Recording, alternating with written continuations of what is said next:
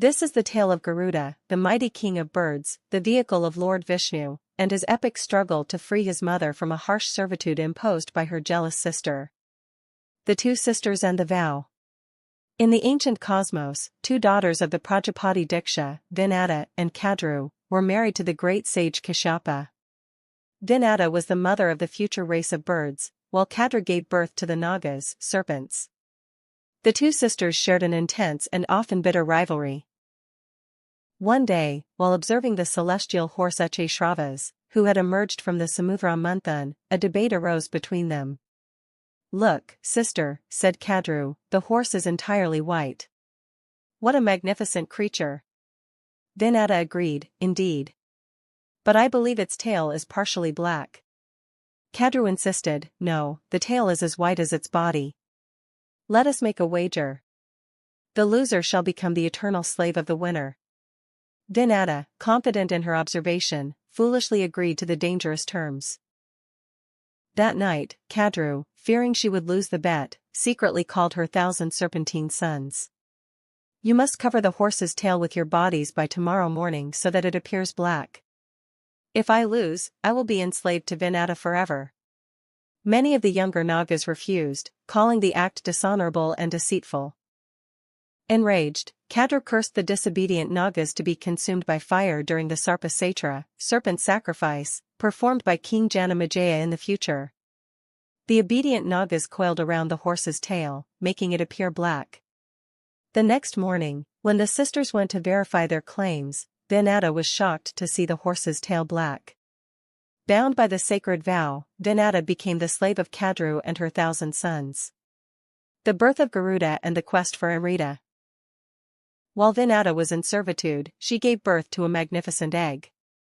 After 500 years, the egg hatched, and from it emerged Garuda, a creature of unimaginable power. His body shone like gold, and his wings spread across the heavens. Garuda, seeing his mother reduced to a servant, was heartbroken and furious.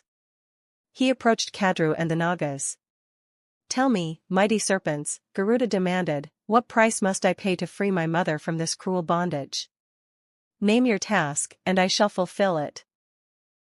The Nagas, driven by jealousy and malice, consulted among themselves.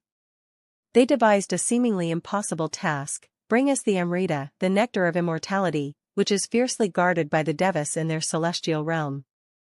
If you succeed, your mother shall be free. Garuda accepted the challenge immediately. Before setting off, he asked his mother how he could sustain himself on his arduous journey. Vinata advised him to consume only those beings who had violated the laws of nature and dharma, assuring him that this would grant him the necessary strength without incurring sin.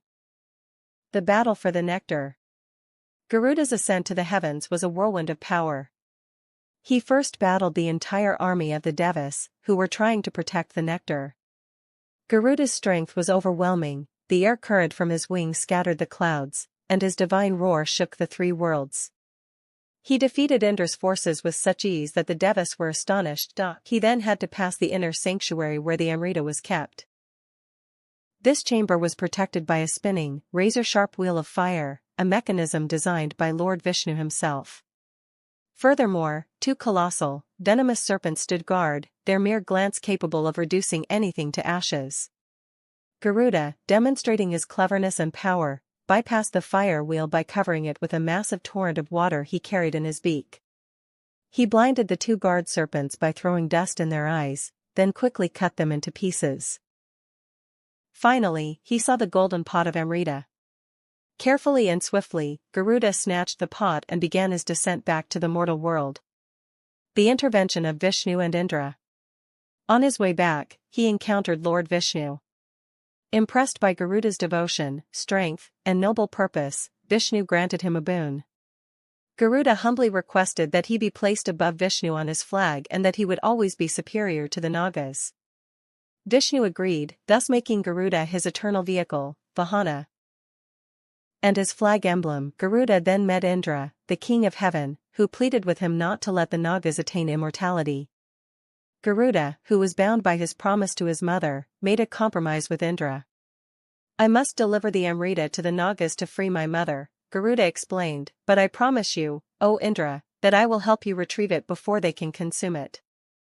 The redemption. Garuda returned to the Nagas and declared, "Here is the Amrita. My mother, Vahana, is now free from your cruel bondage." The Nagas, thrilled, immediately freed Vahana. Garuda then placed the pot of nectar on a bed of sacred kusha grass, darba, saying, "Before you partake of the nectar, you must purify yourselves according to the Vedic rituals." As the Nagas rushed to bathe, Indra, capitalizing on the moment, swooped down and swiftly carried the Amrita back to heaven, as agreed upon with Garuda. When the Nagas returned, they were infuriated to find the pot gone. In desperation, hoping that a few drops might have spilled, they began licking the kusha grass where the pot had rested. The sharp edges of the sacred grass split their tongues, creating the forked tongues characteristic of all serpents thereafter. Garuda, having successfully freed his mother and upheld Dharma by preventing the evil Nagas from gaining immortality, ascended to his rightful place as the mighty king of birds and the chosen vehicle of the preserver, Lord Vishnu.